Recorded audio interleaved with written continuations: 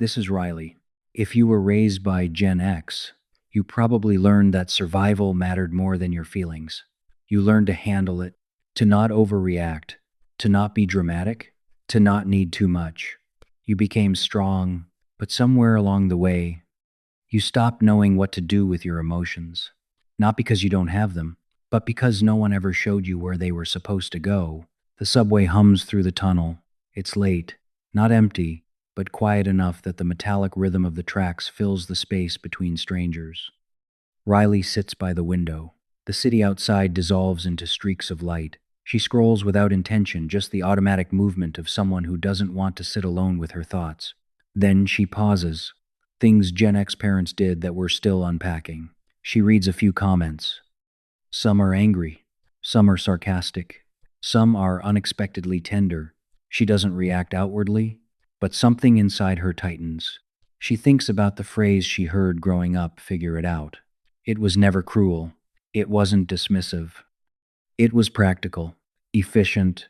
When she wanted to join a soccer team at 11, her mom handed her the phone. Call them and ask.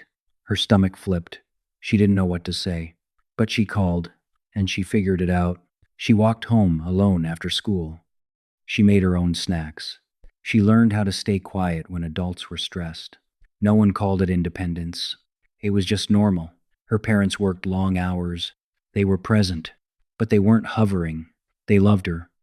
They just believed resilience mattered more than reassurance. They didn't ask, "What are you feeling?" They asked, "Did you finish your homework? Did you eat? Are you okay?" And she always said yes, because being okay felt safer than being complicated. Riley grew into someone who handles things. She pays her bills early. She doesn't miss deadlines. She rarely asks for help. People admire that. You're so strong. You never complain. You've always got it together. It sounds like praise, but sometimes it feels like a trap. When she feels overwhelmed, she minimizes it. When she feels hurt, she processes it privately. When she feels anxious, she pushes through. Once, she had a panic attack in the bathroom at work. She splashed water on her face, waited for her breathing to steady, walked back to her desk, answered emails. No one noticed. She made sure of it. Somewhere along the way, she internalized a quiet rule. Don't be too much. Don't add pressure. Don't make an already heavy world heavier. Feelings became something to contain, something you manage alone, something you shrink before it inconveniences anyone else. Now she listens to younger coworkers talk about therapy like it's normal, about boundaries, about emotional regulation, about unpacking childhood patterns. They use language she never heard growing up. I'm working through something. I told my dad that didn't feel good. I'm trying not to suppress my emotions. Riley admires their openness, but it feels like a language she was never taught. She grew up in a house where humor replaced vulnerability, where sarcasm softened discomfort, where problems were solved, not explored. There were bills to pay, schedules to manage, responsibilities to meet. No one gathered around the table to dissect emotions. Her parents weren't cold. They were practical. They weren't distant. They were surviving. They grew up in a world where emotional control meant safety. You didn't fall apart. You endured. So when they told Riley to figure it out, they weren't dismissing her. They were preparing her. They gave her the tools that kept them functional. Self-reliance, endurance, emotional restraint. And those tools worked. Riley can survive almost anything. Breakups, layoffs, loneliness, stress. She can keep moving. That's the gift. But it's also the exhaustion. Survival mode doesn't always switch off. Even when she's safe, even when someone offers help, even when she's allowed to rest. Sometimes she feels tired in a way that sleep doesn't fix. Not physically, emotionally, like she's been holding her breath for years without realizing it. One evening, she's at her parents' house. Her mom stands at the sink, washing dishes. Her dad half watches the news. It's an ordinary scene. She watches her mother's hands move through the soapy water. Those hands packed lunches, signed permission slips, kept everything stable during uncertain times. Maybe no one ever asked her mother what she was feeling either. Maybe her mother learned early that emotions came second to responsibility.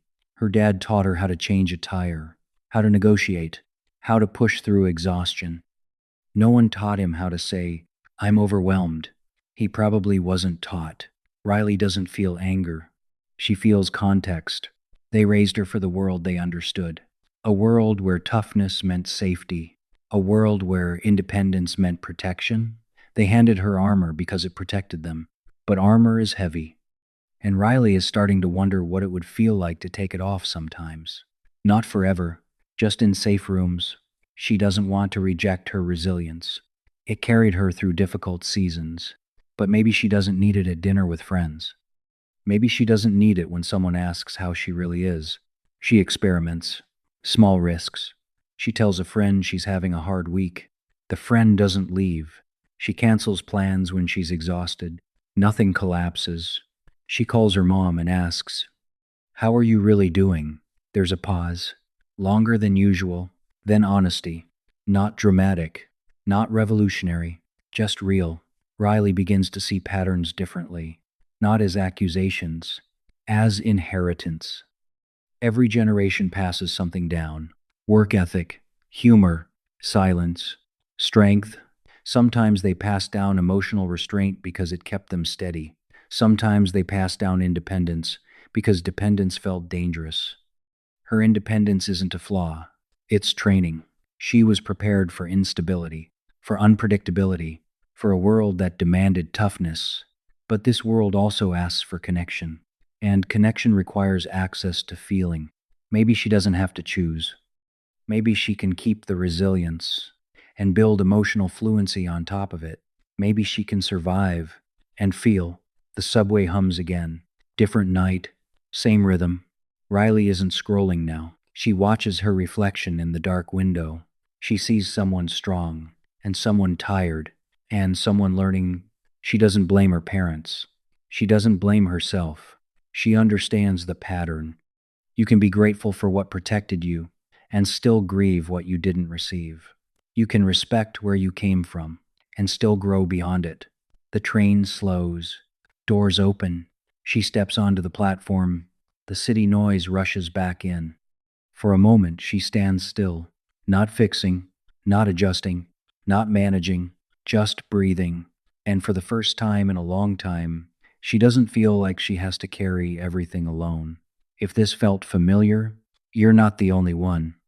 And if you want more quiet reflections like this, subscribe to Riley. We're not here to blame generations. We're here to understand what shaped us, so we can decide what we carry forward.